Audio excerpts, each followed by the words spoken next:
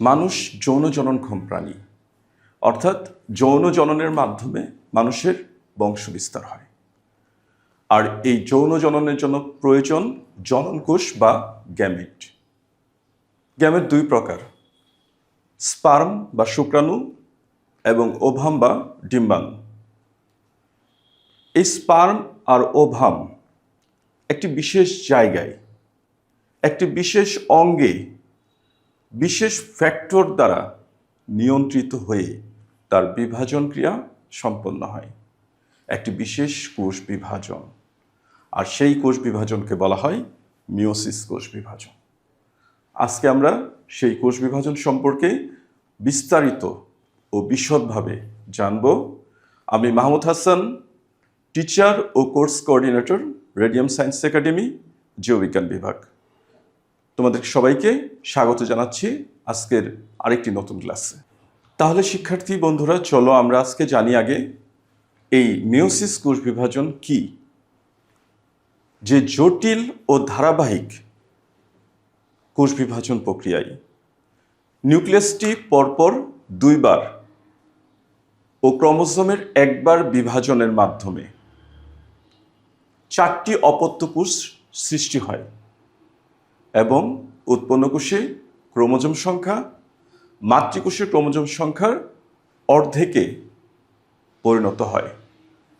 তবে সেই জনন মাতৃকোষের বিভাজনকে বলা হয় মিওসিস। লক্ষ্য করে দেখো, এখানে নিউক্লিয়াসের পরপর দুইবার বিভাজন হলেও ক্রোমোজোমের মাত্র একবার বিভাজন ঘটে। এবং আমি কিন্তু কোথাও বলি নাই সম আকৃতির সমগুণ সম্পন্ন। মাইটোসিস কোষ বিভাজনে কিন্তু তা বলেছিলাম।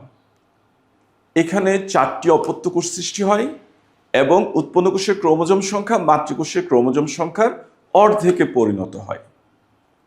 এই জন্যই এটাকে বলা হয় হ্রাসমূলক কোষ বিভাজন। খুবই গুরুত্বপূর্ণ একটি কোষ বিভাজন হলো মিওসিস। তাহলে আমরা এই মিওসিসের সংজ্ঞাটা চলো আরেকটু ভালো করে দেখি।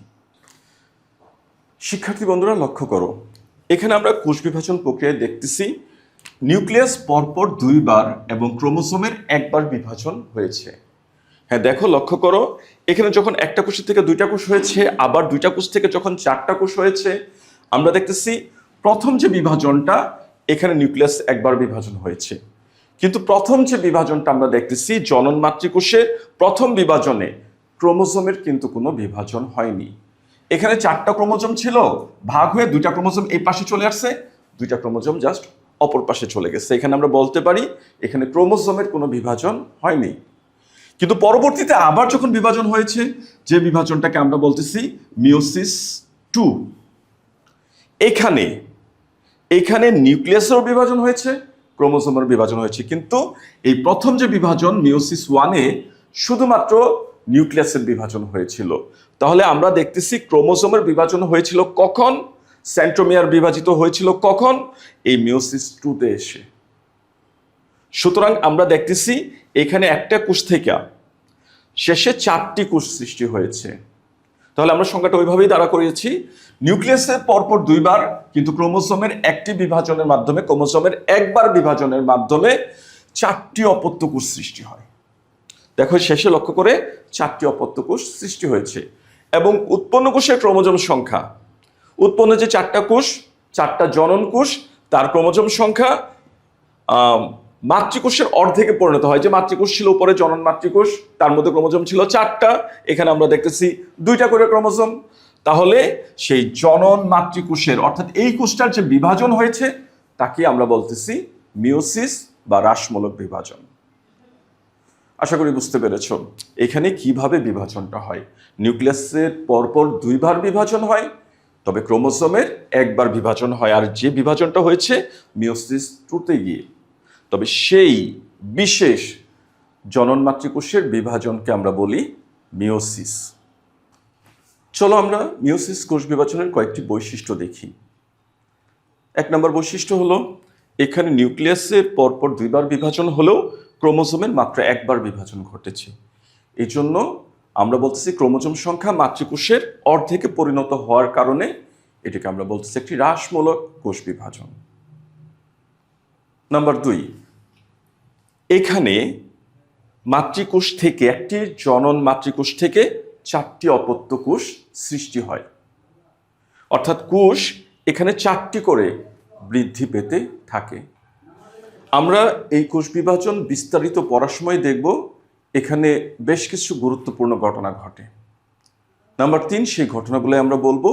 এখানে এক্সের মতো একটা বিশেষ রূপ ধারণ করে ক্রোমোসোমের ক্রোমাটিডগুলো, আর সেই বিশেষ রূপটাকে আমরা বলি কায়াজমা। এবং এই স্থানেই, কায়াজমা স্থানেই একটি বিশেষ ঘটনা ঘটে, এই জিনের বা ক্রোমোসোমের অংশের বিনিময় ঘটে, তাকে আমরা বলি ক্রসিং ওভার। অর্থাৎ এই কোষ বিভাজনে কায়াজমা সৃষ্টি হয় এবং ক্রসিং ওভার ঘটে। জীবের পরিব্যক্তি, জীবের ক্ষুদ্র ক্ষুদ্র পরিবর্তন, যে পরিবর্তন বংশ পরম্পরায় যায়। জীবের প্রকরণ, জীবের মধ্যে যে ভ্যারাইটিস তৈরি হয়, জীবের মধ্যে যে বৈচিত্র্যতা আসে, প্রজাতির মধ্যে আমরা দেখছি পার্থক্য থাকে। এমনকি যমজ ভাইয়ের মধ্যে, বোনের মধ্যে, তাদের মধ্যেও দেখা যায় পার্থক্য থাকে। তাহলে এই যে ভাই বোনের মধ্যে, যমজ ভাই বোনের মধ্যে যে পার্থক্য, তাহলে এই প্রকরণ, এই পার্থক্যটাকে আমরা বলি প্রকরণ। এবং যখন একটি বিশাল আকারের প্রজাতিগত, বাস্তুগত, জিনগত প্রকরণ একটা বিশাল আকারের রূপ নেয়, তখন সেই বিশাল পরিবর্তনটাকে আমরা বলি বিবর্তন। এই বিবর্তনে, অর্থাৎ প্রকরণ, পরিব্যক্তি, বিবর্তন, এইসবের ভূমিকা রয়েছে কার? এই মিওসিস কোষ বিভাজনের। তাহলে এইগুলো ছিল মিওসিস কোষ বিভাজনের সাধারণ বৈশিষ্ট্য। এবার চলো আমরা জানব মিওসিস কোষ বিভাজন আবিষ্কার সম্পর্কে। মিওসিস কোষ বিভাজন আবিষ্কার 1883 সালে জার্মান বিজ্ঞানী বেনেডিন ও হাউসার সর্বপ্রথম গোলকৃমিতে দেখলেন একটি বিশেষ কোষে তার ক্রোমোজোম সংখ্যা কম। আমরা জানি গোলকৃমিতে ক্রোমোজোম সংখ্যা কয়টা? 2টা। কিন্তু দেখলেন একটা বিশেষ কোষে ক্রোমোজোম সংখ্যা 2টা না, 1টা করে। তারা বললেন এটা কেমন, এখানে কোষ এরকম কেন? তারা চিন্তিত হয়ে গেলেন যে ক্রোমোজোমটা এরকম কেন, এই কোষে ক্রোমোজোম এই ধরনের কেন। তারা কোথাকার ক্রোমোজোম দেখেছিল? অবশ্যই জনন কোষের। তার ঠিক 5 বছর পরে, অর্থাৎ 1888 সালে বিজ্ঞানী স্টার্সবার্জার উনি দেখলেন এই ধরনের বিশেষ কোষ ফুলের পরাগধানীতে, পরাগরেণুতেও পাওয়া যায়। তোমরা জানো এখানেও মিওসিস কোষ বিভাজন হয় পরাগধানীতে পরাগরেণু সৃষ্টির সময়। তাহলে এখানেও উনি দেখলেন বিশেষ কম সংখ্যক, অর্থাৎ একটি কোষে যে সংখ্যক ক্রোমোজোম হওয়া উচিত ছিল তার অর্ধেক ক্রোমোজোম এখানে। হ্যাঁ, তা তো ঠিকই অবশ্যই, কারণ জনন কোষে ক্রোমোজোম সংখ্যা অর্ধেক হয়ে যায়। তাহলে উনি বললেন হ্যাঁ, পরাগধানীতেও এই ধরনের কোষ বিভাজন দেখা যায়। কিন্তু সর্বশেষে 1905 সালে দুজন বিজ্ঞানী ফার্মার ও মুর, তারা সর্বপ্রথম দেখান যে হ্যাঁ, এটা একটা বিশেষ প্রক্রিয়ার কোষ বিভাজন, যা মাইটোসিসের মতো না। এখানে নিউক্লিয়াসটি পরপর 2বার বিভাজন ঘটে এবং ক্রোমোসোমের 1বার বিভাজন ঘটে। ফলে এখানে মাতৃকোষ থেকে ক্রোমোজোম, মাতৃকোষে যেখানে ছিল 2n ক্রোমোজোম, ডিপ্লয়েড ক্রোমোজোম, তা হ্রাস পেয়ে এখানে অর্ধেকে নেমে আসে।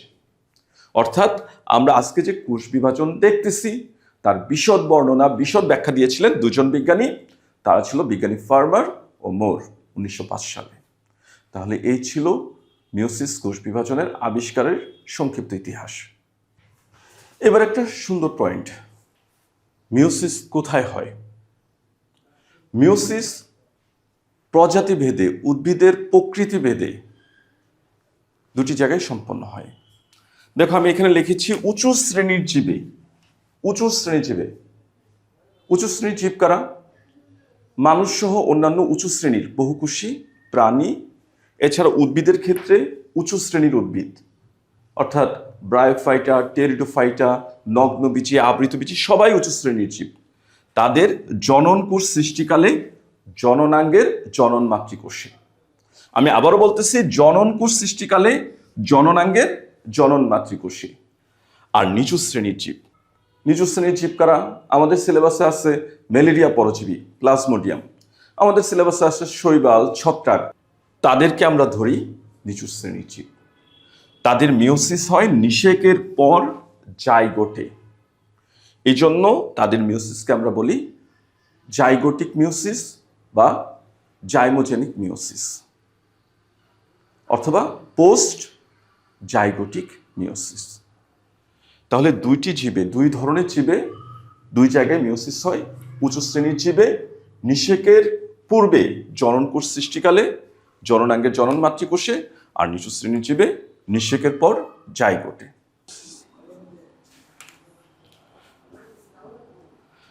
শিক্ষার্থী বন্ধুরা, এবার আমরা জানব মিওসিসের প্রকারভেদ সম্পর্কে। মিওসিস প্রজাতি ভেদে, জীব ভেদে 3 প্রকারের হয়ে থাকে। আমরা প্রথম যে দেখো একটা জটিল কোষ বিভাজন প্রক্রিয়া দেখতেছি, এটা হয় জননাঙ্গে। মানুষের ক্ষেত্রে আমরা দেখতেছি মানুষের শুক্রাণু এভাবে তৈরি হয়। তাহলে দেখো শুক্রাশয়ে, মানুষের শুক্রাশয়ে বিশেষ কোষ রয়েছে। তার একটি বিশেষ নালীর মতো অঙ্গ সেমিনিফেরাস নালিকাতে, যে কোষগুলোকে আমরা বলতেছি জনন মাতৃকোষ। লক্ষ্য করে দেখো তারা ডিপ্লয়েড বা টুয়েন। তারপরে কতগুলো প্রসেস শেষ করে সংখ্যা বৃদ্ধি, বর্ধন, দেখো কোষগুলো আকার আয়তনে বড় হয়েছে। কোষগুলো বড় হওয়ার পরে দেখো শেষে পূর্ণতা প্রাপ্তি পর্যায়ে তখন আমরা দেখতেছি এখানে তার জোড়া ভেঙে, ডিপ্লয়েড জোড়া ভেঙে টুয়েন থেকে এন অবস্থায় নেমে এসেছে, অর্থাৎ স্পারমাটিডে পরিণত হয়েছে এবং পরবর্তীতে তার রূপান্তর শেষে স্পার্ম সৃষ্টি করেছে। অর্থাৎ দেখো নিচের দিকে, শেষের দিকে, প্রান্তের দিকে এই মিওসিস কোষ বিভাজন প্রক্রিয়াটা ঘটেছে।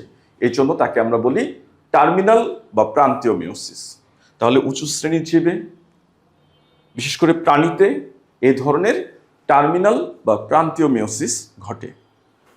উঁচু শ্রেণীর উদ্ভিদে মিওসিস কোথায় হয়? তা হয় দেখো বিশেষ তার জননাঙ্গ, পুং জননাঙ্গ এবং স্ত্রী জননাঙ্গ।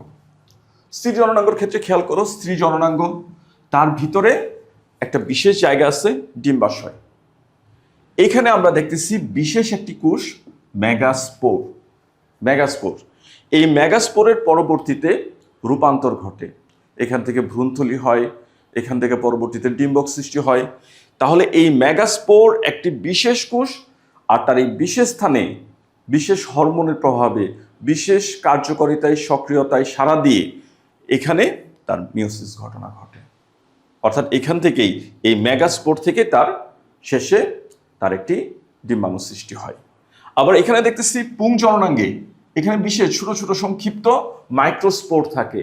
এই মাইক্রোস্পোর মিওসিস প্রক্রিয়ায় বিভাজিত হয়ে পরাগরেণু, হ্যাপ্লয়েড পরাগরেণু সৃষ্টি করে। তাহলে এই স্পোরের মধ্যে এ ধরনের মিওসিস হওয়ায় সপুষ্পক উদ্ভিদে স্পোরের ভিতরে, স্পোর সৃষ্টিকারী স্পোরাঞ্জিয়ামের ভিতরে এ ধরনের মিওসিস হয়, তাকে আমরা বলতেছি স্পোরিক মিওসিস। জননাঙ্গে স্পোর থেকে, মেগাস্পোর, মাইক্রোস্পোর থেকে তার গ্যামেট সৃষ্টি হওয়ার জন্য, তার জননাঙ্গ সৃষ্টি হওয়ার জন্য তাকে আমরা বলতেছি স্পোরিক মিওসিস। আবার লক্ষ্য করো নিচু শ্রেণীর জীবে আমরা ম্যালেরিয়া পরজীবীর ক্ষেত্রে দেখতেছি। ম্যালেরিয়া পরজীবী যখন আমরা পড়বো তখন আমরা আরো বিস্তারিতভাবে জানবো। দেখো এখানে একটা বিশেষ একটা জনন কোষ, ডিম্বাণু কেমন ছিল, আকারে বড়। এখানে একটা শুক্রাণু আসছে, এসে দুটি একত্রে এসে এখানে কি করলো, নিষেক ক্রিয়া সম্পন্ন করে। নিষেকের ফলে জাইগোট হয়, জাইগোটটা সচল হয়ে উকিনেটে পরিণত হয় এবং দেখো শেষে এসে আমরা দেখলাম তারা একটা প্রাচীরে আটকে গিয়ে উসিস তৈরি করলো। তাহলে এই যে বিশেষ একটা কোষ, ডিপ্লয়েড কোষ, নিষেকের পর সৃষ্টি হওয়া বিশেষ একটা কোষ, আর তার ভিতরে গিয়ে দেখো মিওসিস কোষ বিভাজন হচ্ছে। অর্থাৎ আমরা বলতে পারি নিষেকের পরে জাইগোট বা জাইগোট পরবর্তী দশায় তার মিওসিস ঘটে। তাহলে এই ধরনের মিওসিসকে বলা হয় পোস্ট জাইগোটিক মিওসিস বা জাইমোজেনিক মিওসিস। আশা করি বুঝতে পেরেছো। তো এই ছিল মিওসিস সম্পর্কে আলোচনা। আর এই মিওসিস কোষ বিভাজন যদি না হতো তাহলে আমরা ডিপ্লয়েড জীব, আমাদের ডিপ্লয়েড থেকে হ্যাপ্লয়েড গ্যামেট সৃষ্টি হয়ে এই যে মানুষের মধ্যে এত এত বৈচিত্র্যতা, পরিব্যক্তি, অভিব্যক্তি, আমরা এইসব ঘটনা দেখতে পারতাম না। যাই হোক, মিওসিস কোষ বিভাজন খুবই গুরুত্বপূর্ণ জীবের বংশ পরম্পরা রক্ষা ও জীবের ধারাবাহিকতা রক্ষায়। ধন্যবাদ সবাইকে।